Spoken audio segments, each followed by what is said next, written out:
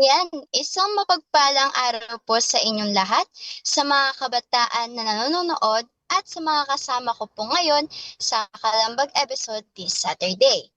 Kami nga po yung muling nagbabalik upang makipagkwentuhan at makipagtsikahan sa inyo. At sigurado ako na love niyo po ang topic natin ngayon. So bago po magsimula ang lahat, balikan po natin ang topic po natin last week na about po sa GAWE, Global Action Week Education, na pinag-usapan po natin yung Education Save Lives, Protect Education in Emergencies. So dito po pinag-usapan po nila kung bakit nga ba mahalaga na hindi mawala o maputol ang edukasyon ng mga estudyante kahit sa gitna po ng sakuna. And pinag-usapan po dito nila yung mga personal experience na naranasan po nila dahil po sa mga emergencies ay na apektuhan po yung kanilang pag-aaral. And, and pinag-usapan po din dito, nabanggit din po nila dito yung mga ano nga ba yung mga hadlang na nararanasan ng mga estudyante at kung paano ba natin sila matutulungan? At meron din po silang mga iba pang napag-uusapan at yun nga po, kung gusto niyo po balikan or kung gusto niyo pong mas detail po yung malaman niyo po yung mga pinag-usapan nila, yung kwentuhan po nila na napakasaya naman po, ay balikan niyo po sa official page po ng Kalambag sa FB. And yun nga po, bago po tayo magsimula, before po talaga tayo tumungo sa ating topic, gusto ko po sana magkamustahan muna po tayo. So, start po tayo kay Kuya Akim. Kuya Akim, Takutan. Oo. Oo, parang parang parang nagkakaroon ng hierarchy of age. Joke lang, no? So, by the way pala, I'm good, I'm fine. Thank you, charot. No, actually last week, no, since botohan, no, halalan 2025 is last week. So, meron na na-proclaim, meron na, of course, na-announce yung mga winners, no? So, of course, nakilahok tayo dun sa halalan na yon. That is why, nandito pa yata, medyo, hindi na masyado, clear, no? Yung, yung parang, yung mark. So, ayun, I'm very happy na muli akong naka, nakadalo o nakilahok sa sinagawang halalan na kung saan pipiliin natin yung tingin natin na leader na magdadala sa atin sa kaunlaran at sa pagbabago para sa magandang kinabukasan. At yun yung maganda sa pagkakaroon ng halalan. And of course, I'm so happy kasi yes, meron tayong naririnig na chika-chika ng mga nag-vote by daw, but in the end, hindi rin sila nagtagumpay. So I'm very happy na yung mga mamamayang Pilipino ay natuto na pagdating sa pagpili ng susunod na pinuno ng ating bansa, of course. So yun yung ganap ko, and of course I'm good, I'm okay, and pumunta ko doon na wala masyadong pila, so kalmado lang ang lingkod nyo. Ayan, so sige, how about Nicole kaya? Kamusta ka, Nicole? Supposedly mga kasama natin si Nicole, sana last week kasi lang meron siyang ibang inisikaso. So kamusta ka naman, Nicole? Oo. Um, okay lang naman po, Kuya Akin. As of the moment, Mm. kinakabahan lang po talaga ako kasi makulimlim po kasi yung ano dito, yung mga ulap dito. So baka biglang umulan and mga tayo. Pero ayun po, back to the question, I'm feeling great today. And excited po ko para sa episode natin sa araw na ito. Sige po. Mm-mm. Sige, umuulan Si talaga, no? How about you? O, Ate Daisy. Inate ko si Daisy.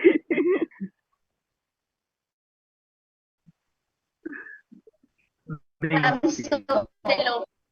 Hello po sa ating lahat. So far po okay lang po. Nasa school po ako ngayon kasi may pasok po. Pero wala naman po kami masyadong ginagawa. So far po, okay lang po. At sana po makisama po yung interconnection po ng lahat. At sana po ay mag-enjoy pa tayo sa ating topic ngayon. How about Marcus? Ayun, hello po. So, as of the moment, medyo puyat lang po. Kasi nagawa't pa daw kagabi 4:00 na ako nakatulog. Kakaiyak. So, Ala, ayun po. Okay lang naman po. Okay lang naman po ako ngayon. and excited po sa topic natin ngayon. How about Ate Zian po? Ako naman, as of the moment, okay lang din naman ako. For the past few days, ayun nga po, nanood po kami through live ng mga kaklase ko ng senatorial race. Pero as of the moment, okay naman po. How about naman sa'yo, Levi?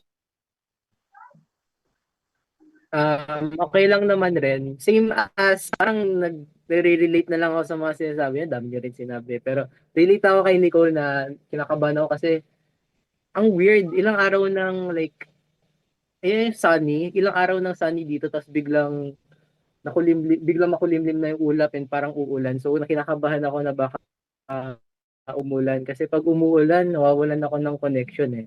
And same rin kay Marcus. Medyo puyat rin ako. 2 a.m. na ata ako nakatulog kagabi. May binabasa kasi akong like novel na nagustuhan ko. So, like, late na ako nakatulog. Hindi ko napansin yung oras. Grabe, 2 a.m. na pala. Nakaano talaga pag nagbabasa ka, bigla ka na lang nadadala kung saan, tapos di mo na namamalayan nangyayari sa paligid mo. Pero ayun, okay lang naman. I'm happy naman today and excited na ako sa topic. Magiging topic natin kasi it's a topic na medyo special rin sa akin and it's something na like may memory rin ako, positive memories ako. So, Hello, sa'yo, I'm Jacob? doing very well.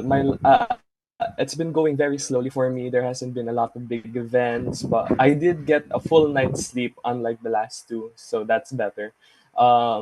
Yeah, I'm just excited for the topic because I had a somewhat memorable Mother's Day, and I can't wait to get into it. So let's. Kamusta na ba natin si Athena? Ayan. Parang wala pa. How are you, Athena? Oh, oh, um,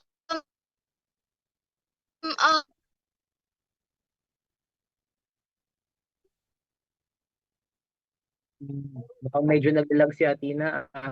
Tay. Sige, mamaya na lang kaya natin kamustahin si Athena. Medyo nawawala signal niya eh. How about kanina natin ipasa? Let's start na ba with the mismong topic natin? Go ahead, Sige, Ate. Actually, oo.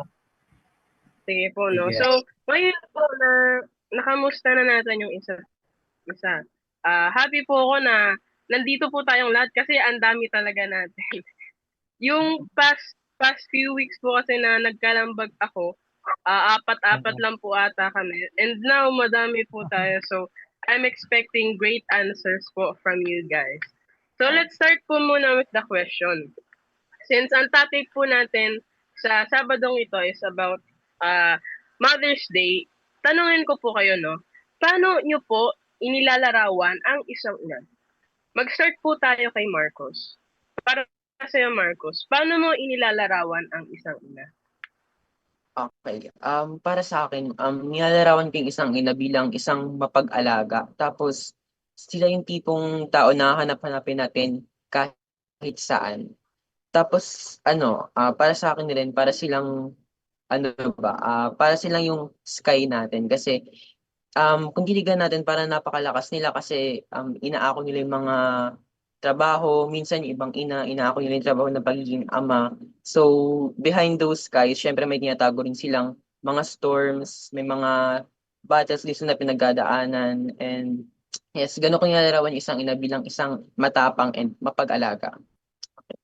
Okay. Thank you, Marcos. No? I agree doon sa sinabi mo na matapang sila.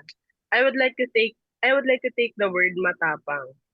For me, i-describe ko yung mga mothers as matapang talaga. Kasi, meron akong mga kilala na mga single mothers lang sila and wala silang partner in life. But because of the love na meron sila dun sa mga anak nila, ito yung nagpupush sa kanila para maging courageous and para din maging matapang sila sa mga hamon.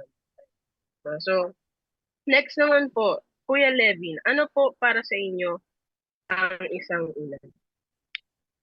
Okay. So, para sa akin, ng isang ina ay higit pa sa isang magulang. Kasi, kung anin talaga natin, metaphorically and literally, siya yung unang tahanan natin bago pa tayo ipanganak. Kasi, syempre, di ba, siya yung sa atin sa chat. Parang yun literally at metaphorically, siya yung talaga yung unang tahanan natin. Unang tahanan at unang tagapagtanggol. Siya yung laging nandyan na kahit pagod, pipilitin niya like ngumiti or like tumulong sa iyo na hindi mo maramdaman yung hirap. Yung parang para lang like mas magaanan ka or like mas maging easy sa'yo, tinutulungan ka niya kahit pagod na siya or like stress na stress siya sa ginagawa niya. Mas pinipili niyang unahin ikaw.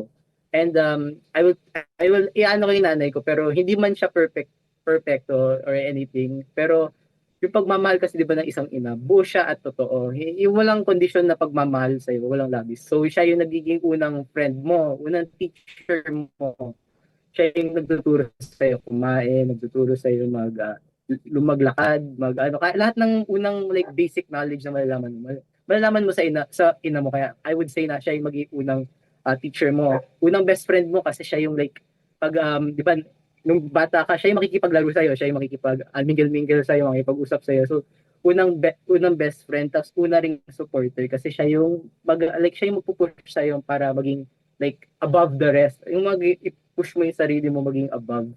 So like kung may ibang tawag sa pagmamahal na walang hangganan, I would say na si mama talaga, yung mga nanay talaga, sila talaga yung naglalarawan. Yung maitatawag mo na pagmamahal na walang hangganan. Kasi like, yung pagmamahal talaga nila sa'yo, it's like, wala talaga ano eh.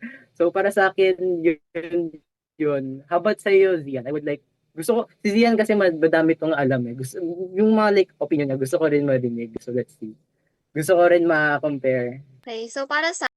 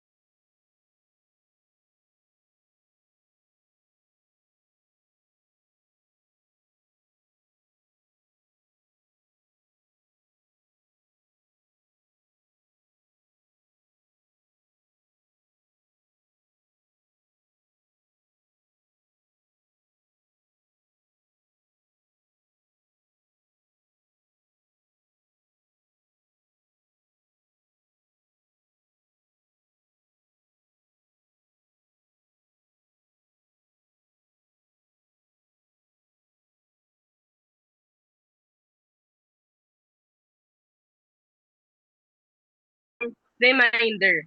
Reminder siya para sa ating mga anak na kahit ayun nga, kahit gaano tayo ka-busy sa schoolwork, kasi 'di ba, aminin talaga natin minsan may mga times na hindi na tayo masyadong nakikipag-communicate sa parents natin, sa mothers natin. Pero itong Mother's Day na 'to, I think para yun yung araw kung saan ipapakita natin yung appreciation natin sa mga magulang natin, sa mga nanay natin. Hindi lang kung ano yung mga nagawa nila para sa atin, bagkus kung ano din sila as their own individual. So, appreciate natin yung mothers natin, yung mga Mother's Day natin. Sige, move forward naman po tayo sa next question, no? Paano mo ipinagdiriwang ang araw ng mga ina? Ano po ba yung mga ginawa natin last week para ipagdiriwang yung araw ng mga ina? Okay, mag-start po tayo kay Ate Daisy.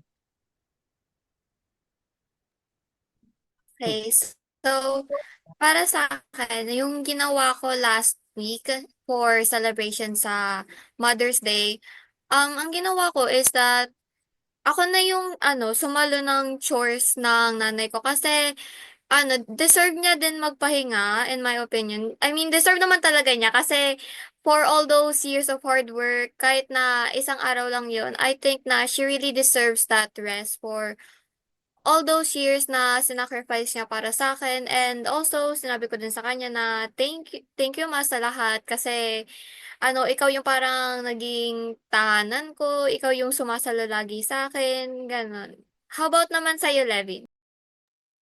Okay, so kailan ba ulit yung Mother's Day? Last week? Last week. So last week, simple lang naman kasi yung celebration namin. Pero I would say na meaningful naman siya. And I think naramdaman naman na like yung pagmamahal namin as siblings. Kasi kaming mga siblings, favorite kasi, though hindi ako marunong,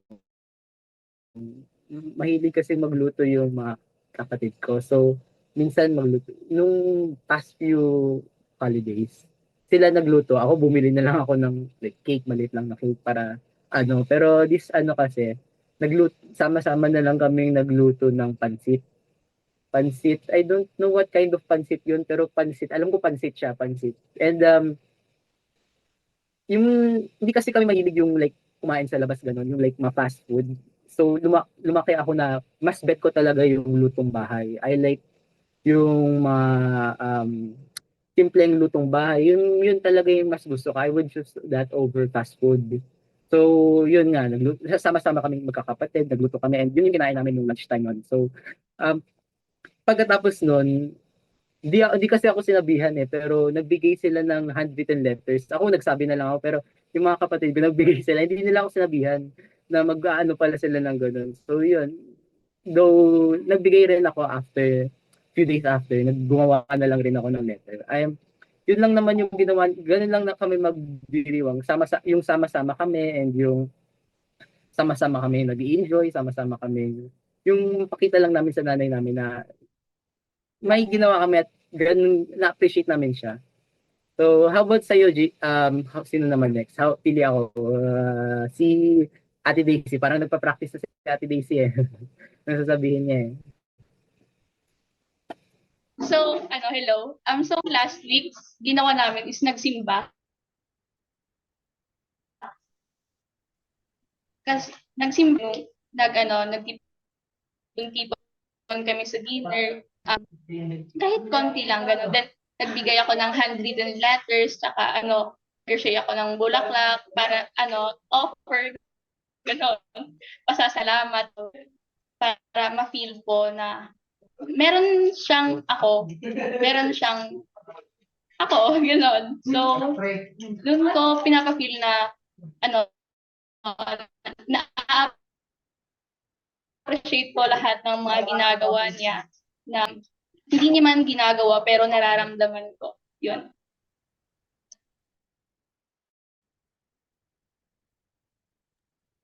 Sige po, thank you Ate Daisy. No? Let's hear from from Kuya Jacob. Sige po. I have to admit, I did not have the best Mother's Day because I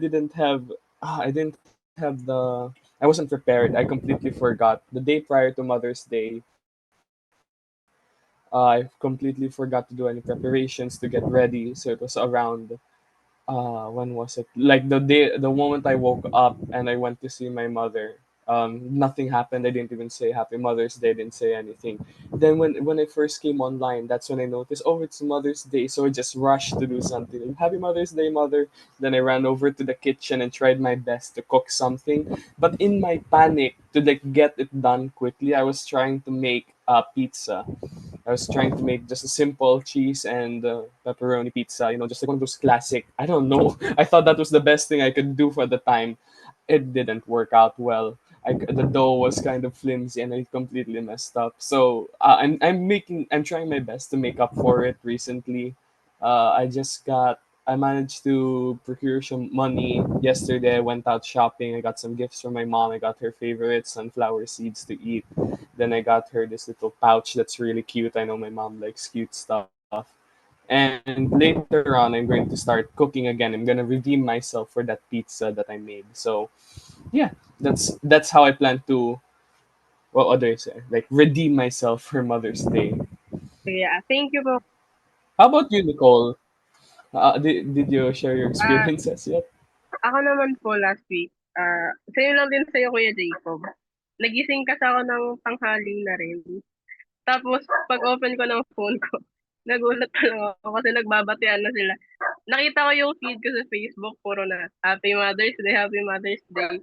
Eh, that time, yung mama ko, nasa work siya. So, simplest thing na, na magagawa ko lang talaga is, mag-chat sa kanya ng simpleng ano lang, Happy Mother's Day, long sweet message kay mama.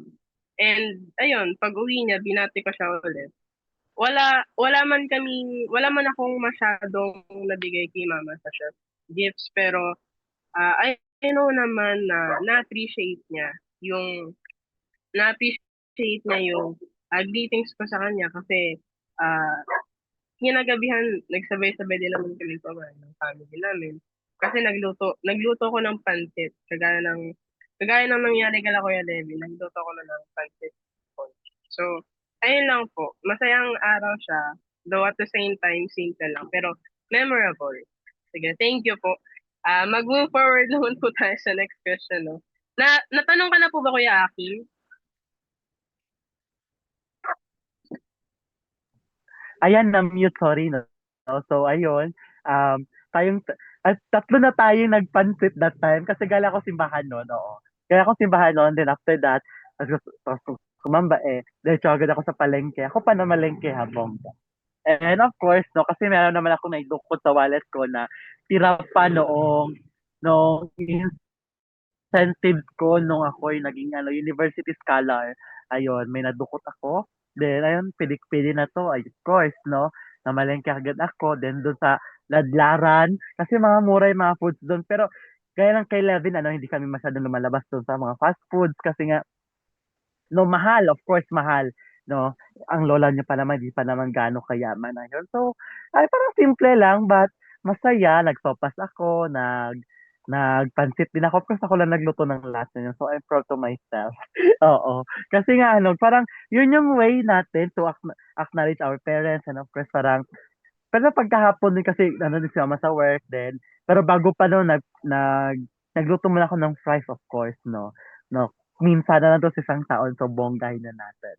And, dahil dyan, no, di ba nga meron tayong gaya ng mga ganon, makonsider natin nun siya as yung mga memories na nakukuha natin from our parents. Kaya, ano nga ba yung ano ninyo class? Ay, guys pala, ano nga ba yung mga bonggang memory o yung mga magagandang memories na nakikip nyo um, with your parents, especially with your mother. Kasi alam ko, meron kayong mga magagandang memories with them. No? At nung tahimik lang sa umpisa itong si Zian, kaya ikaw ang mauuna, Zian.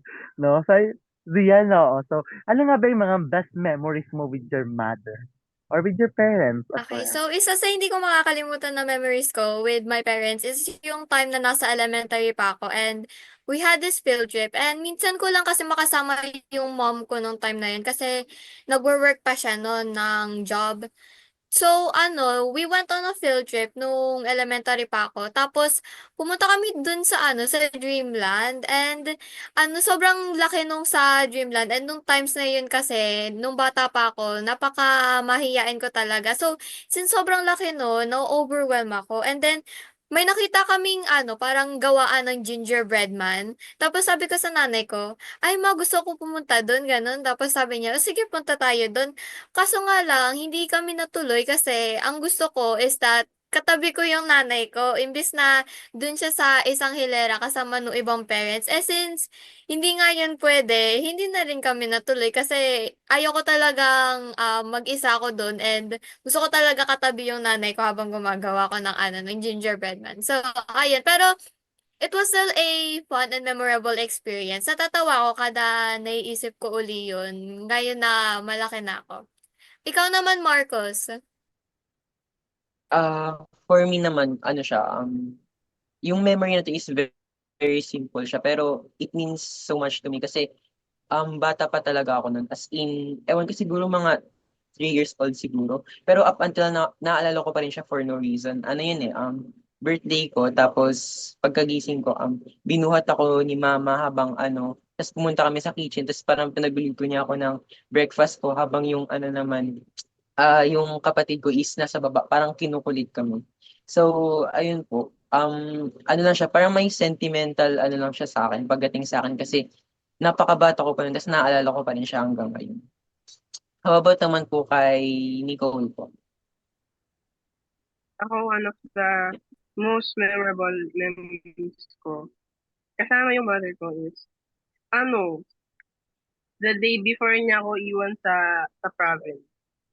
Kasi, nung 3 years old ako, same as Marcos, nung 3 years old ako, iniwan, hindi naman actually iniwan. Ano lang, doon lang ako pinag-aral sa province. And yung mama ko, siya yung nagatid sa akin doon. And yung day before siya umalis, dinala niya ako sa beach, malapit dun sa probinsya namin sa Leyte. Ano lang siya, tinatricycle lang. Then, dinala niya ako doon, swimming kami. Tapos, meron kaming nahuling mga alimango. Wala man kaming dalang baon nun, pero masaya siya kasi kasama ko si mama. And then, night after nun, tulog ako. Pagkagising ko, kinabukasan, wala na siya. So, ayun lang. Hindi ko makakalimutan. Sige naman po. Kay ano naman? Kay Kuya Akin. Bakit Kuya Akin?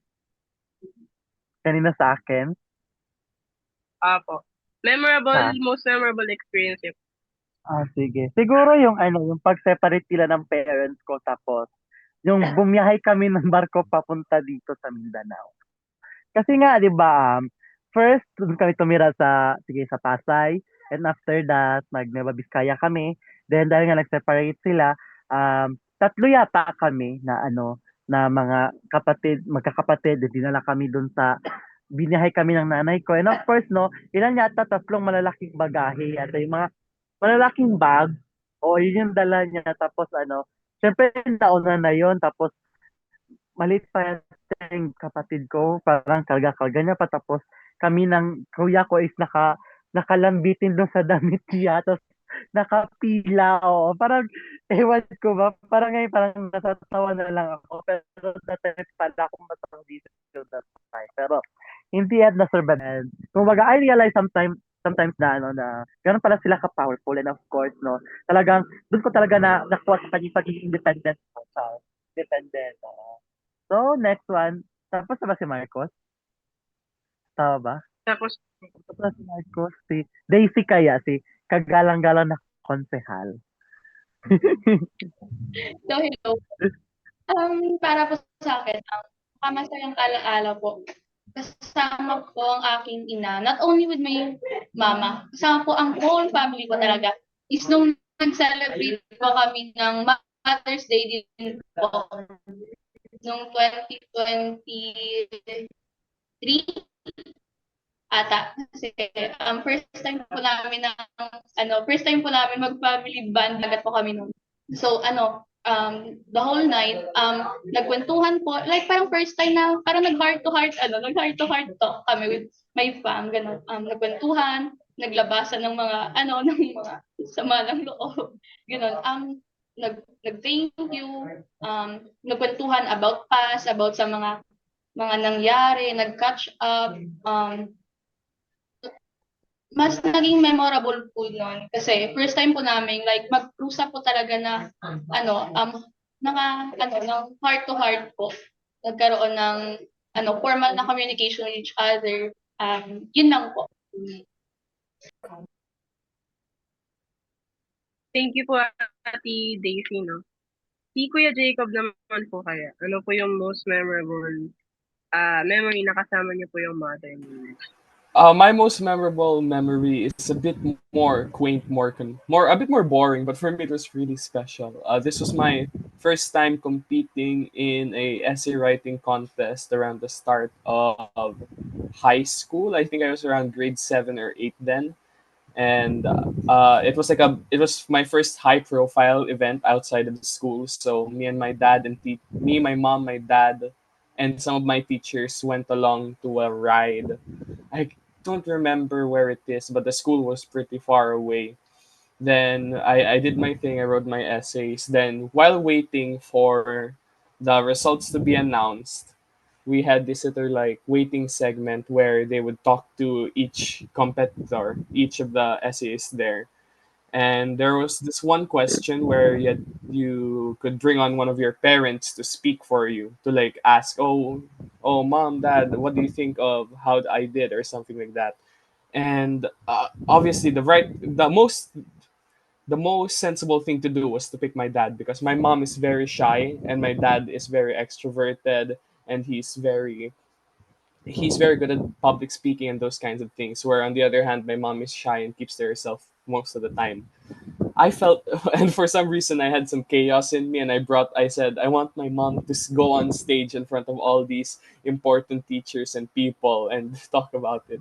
And I just remember her freezing up and being so shy. And for me, it was just, I don't really know. It was just so funny. Then after a while, we joked and laughed about it. And it's still such a happy core memory for me. My dad was a bit salty because he wanted to go on that stage, but I called my mom.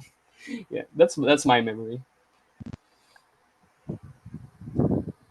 Sige po, thank you, Kuya Jacob. Now naman po mag-proceed tayo sa next question. Paano nakaka-apekto ang pagmamahal ng ina sa iyong buhay? Sige po, mag-start tayo kay Kuya Levin. Okay, sige. Since di ako nakapag ng sagot ko kanina, i-relate ko na lang yung yung dapat sagot ko kanina dun sa yung question na yun, yung pinaka alaala mong memory sa buhay mo.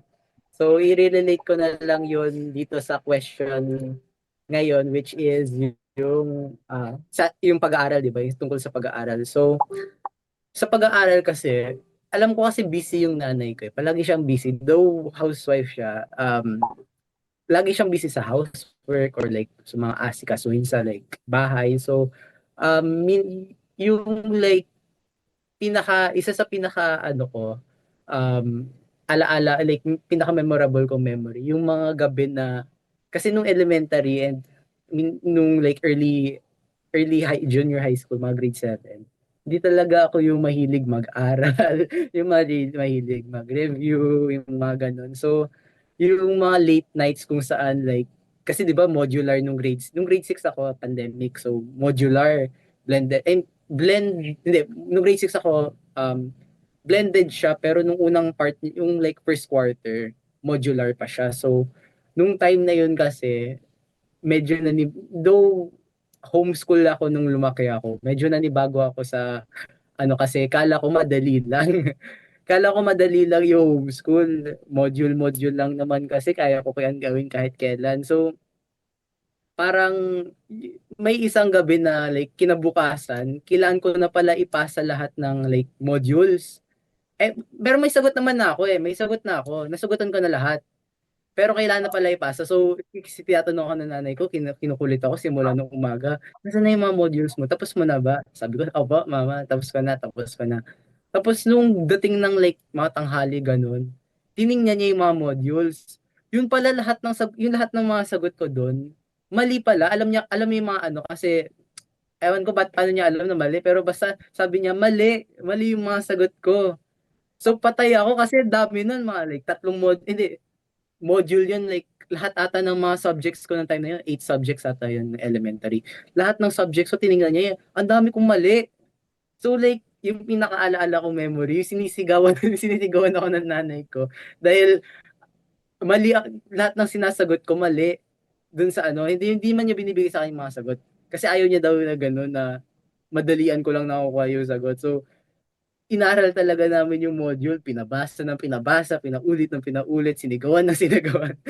So like, para sa akin, ngayon na nagre-reflect ako sa ano, ang funny talaga ng memory na yun. Tapos para sa akin, yung nanay talaga, kahit busy siya sa trabaho, kahit busy siya sa kahit ano, parang sinisiguro pa rin nila na like may oras sila sa pag-aaral natin. Yung minsan na sila pa yung naghahanap ng sources online, yung tumutulong nga sa module ko. Tumulong siya sa module, tumutulong siya mag-review, tumutulong siya mag-aaral, yung mga exams. Ito, aralin mo, for sure, minsan magbibigay siya ng advice. Oh, ito, usually kasi di ba sila nauna sa atin, nakapag-aral na sila, so alam nila yung mga trends. Levin, ganito. Aralin mo yung una mong ni-lesson kasi yun usually na yung pinakamaraming questions sa mga test, ganun, ganun. So, I would say na supportive talaga sila. Lalo na like, yung tulong nila sa pag-aaral natin, super like, influential nila sa atin and sila yung naging minsan motivation. Minsan sila pa yung like, pinupursige tayo, sinusuport tayo na like, mag-aral, maging magbuti sa pag-aaral, ganun. So, para sa akin, yun yung, yun yung favorite, yung pinaka-alaala kong sinisigawan ako. Tapos, yun rin yung ano ko na, malaki talaga yung impact talaga ng nanay. Lahat naman pati tatay naman, malaki rin yung impact niya. Pero I would say, ganun, malaki rin talaga yung impact ng nanay when it comes to and pag-aaral. How about sa'yo, mini-mini mo, because Tiger Fido, Marcos? Okay, so para sa akin po, i-relate ko dun sa ano, sinabi ni Kuya Levin. Kasi during ano rin, pandemic, grade 6 ako noon.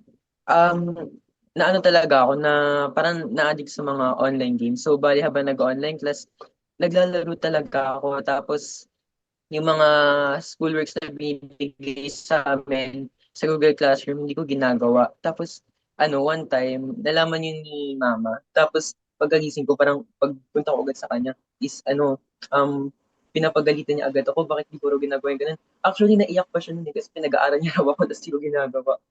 Tapos, ayun, syempre, pinamis ko na babawi ako. Tapos sabi ko, sa high school, pabubutihin ko talaga. And ano naman, ayun, so, maayos naman siya, consistent with honors, ganun. And for me rin, additional lang, nakaka-apekto siya sa pag-aaral natin kasi, kumbaga ba, financially, sila yung nagbibigay ng support sa atin. Sa akin kasi ganun eh. So, kumbaga kahit class project namin, tapos kailangan ng mga materials na ganyan, kay mama ako, kukuha ng ano ng, tapos kung may mga pinapasuyo, like yung pag-print ng mga schoolworks kahit sa mga klase ko, inaano ko pa rin kay mama, ganun. So, ayun, yun lang po. How about naman po kay Kuya Aki? No, so, bago ako, siguro tanungin ko muna si Sian muna. Tama ba, Sian? Opo. Yes. So, nakatutulong po sa akin yung yung magulang ko in terms of studying. Kasi minsan gino-joke niya ako, sabi niya, alam mo kung yung STE na yan, meron yan dati sa panahon ko, hindi siguro ako makakagraduate, ganun. So, gino-joke niya ako. And minsan, natatawa na lang ako. Tapos hindi man siya directly, pero nakatutulong pa rin sila sa akin whenever like pagdating ko sa school, pagod ako.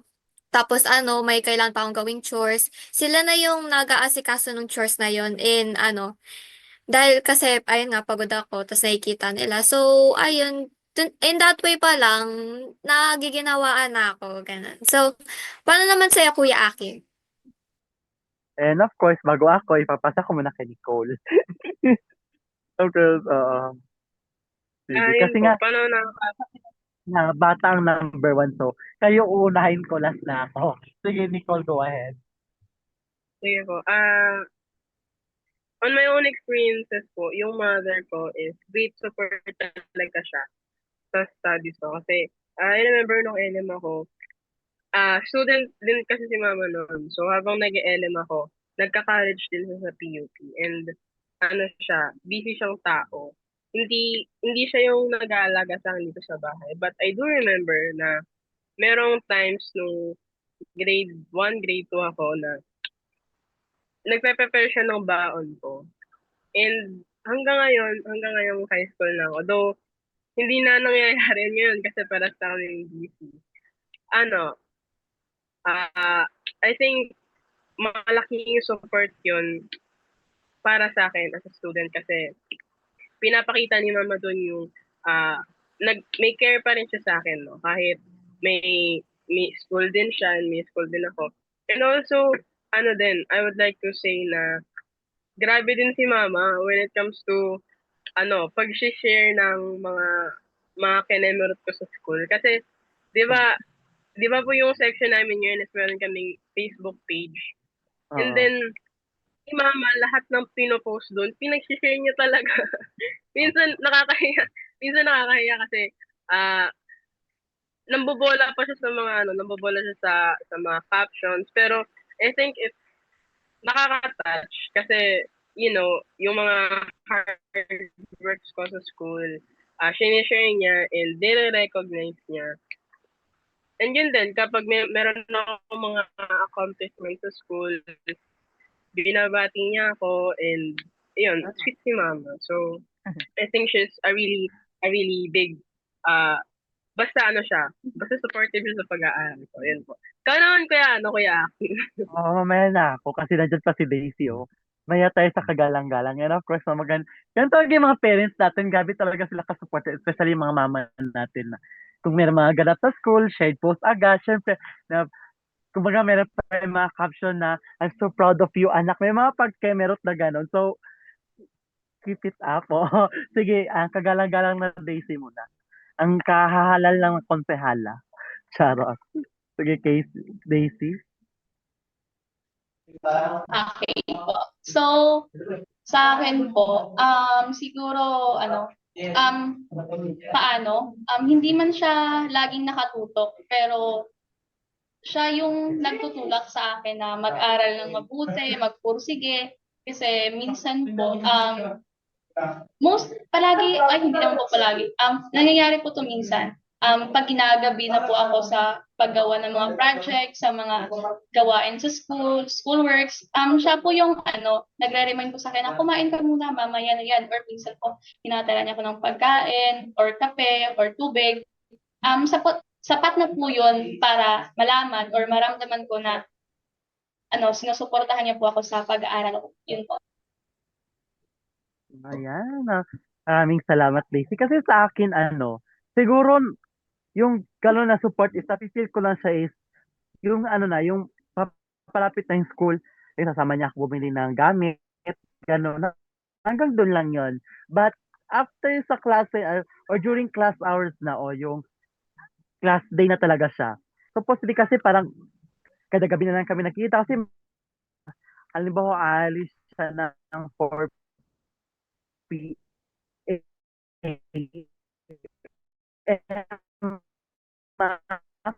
4 a.m. kasi yung tinatrabaho niya kasi sa hotel, no? So may mga mag-i natirang trabaho sa bahay. Kailangan ko muna kasi yung kapatid ko na may autism. Nandiyan sa gilid niya naglalaro. Ayun, no? So, ayun, no, na kailangan ko muna magluto, hugas ng plato, lahat. Tapusin ko muna yan bago ako papasok ng school. Hanggang nag-internship ako na parang dumoble yata yung kayod ko. But in the end, parang pinarealize sa akin na hindi sa lahat ng pagkakataon, nandiyan siya sa tabi ko. Sometimes, kailangan ko talagang tumoy sa sarili ko. That's why I am strong and independent woman. Char woman talaga, joke lang. No? or person na para inclusive siya. And of course, yun talaga yung natutunan ko talaga sa kanya na lagi niyang ini-insist sa akin, not by word but through action na, sige nga, ikaw na bahala dito. Siyempre ako, ha? May lesson plan pa ako. Meron pa akong mga instructional materials na gagawin. Tapos, oh, Diyos ko, magluluto pa ako mahugas ng tato. Kaya ayun, kaya ko rin naman, no? 2 months, 3 months, kaya ko naman. And of course, high school ha, ganun na yung trabaho ko talaga. Ganun na umaga, yun na yung routine ko hanggang gabi. Gaya na sa work nyo, nakapagod yung work nyo. So, siyempre, ang lola nyo rin ang maglalaba, no? Hanggang sumabot sa point na may mga times na nilalagnat ako dahil gabi ako naglalaba. Pero, ayun, carry blast lang, laban-laban lang. Ganun talaga ang buhay. Hindi sa lahat ng pagkakataon. Parang gulong ng palad. Yung parang gulong na minsan nasa taas ka, minsan nasa baba ka rin. So, parang ganun yung, gustong iparira sa kanang nanay ko na, na hindi sa lahat ng pagkakataon, nandito kami sa tabi mo. That's like, ngayon pa lang, matuto ka ng tumayo sa sarili mong paa. So, go mo yan, girl. No? So that is why, no, maganda-ganda ito na pag-usapan natin. Ngunit sa kasamaang palad, no, papalapit na tayong matapos kasi ngayong oras natin ay pumapatak. Kaya naman, ano nga ba yung mensahe o pasasalamat na gusto yung sabihin na iparating sa mga ina na nakikinig sa kwentuhan natin ngayon o sa kwentuhan natin ngayon? O sa lahat ng nanay, kung sino ba yung nanay na tituring natin dyan, no? Ano yung gusto niyang mensahe o pasasalamat ang gusto mong ihatid sa kanila ngayong araw na ito. Charot.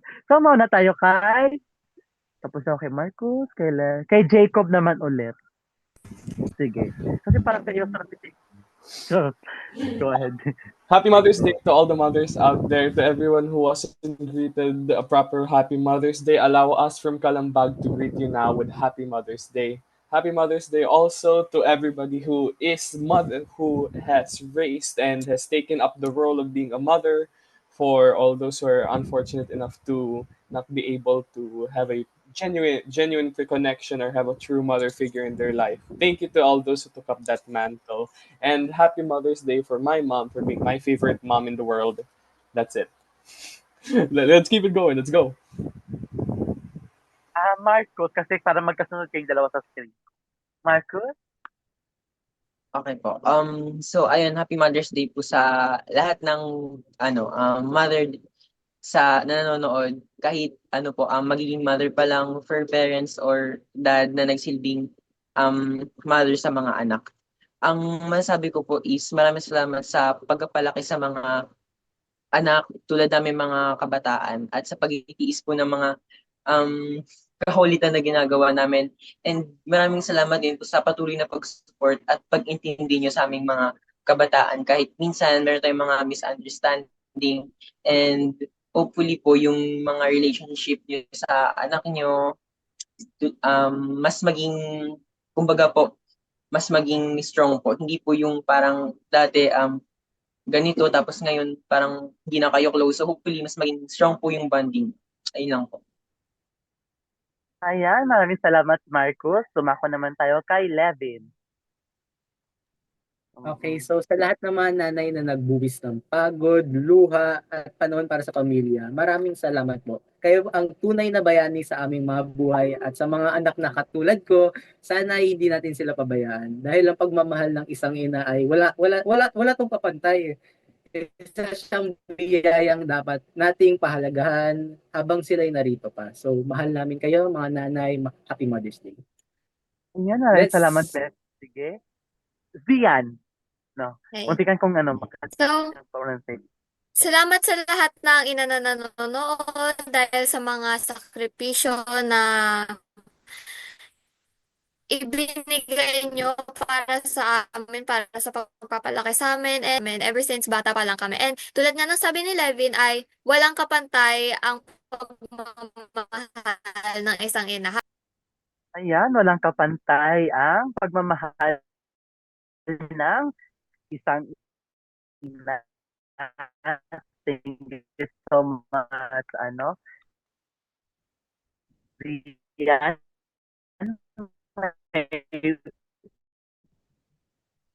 100 points ka.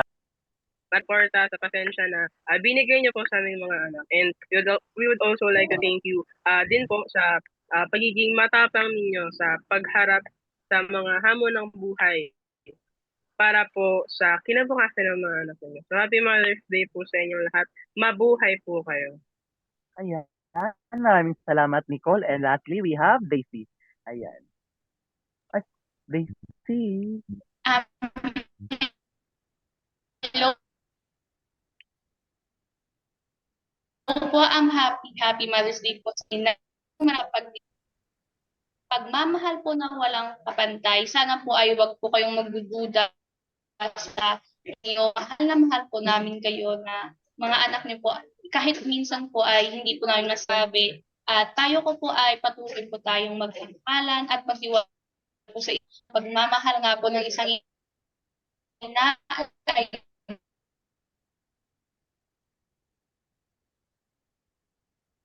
Ayan, nawala yan.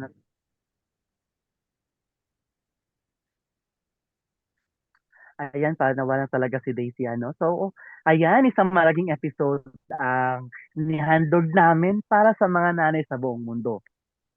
Gaya ng nabatid namin kanina, hindi lang lahat ng mga nanay ay napaka-special para sa puso ng kanilang mga anak, mga inaanak, at higit sa lahat sa mga batang Pilipino.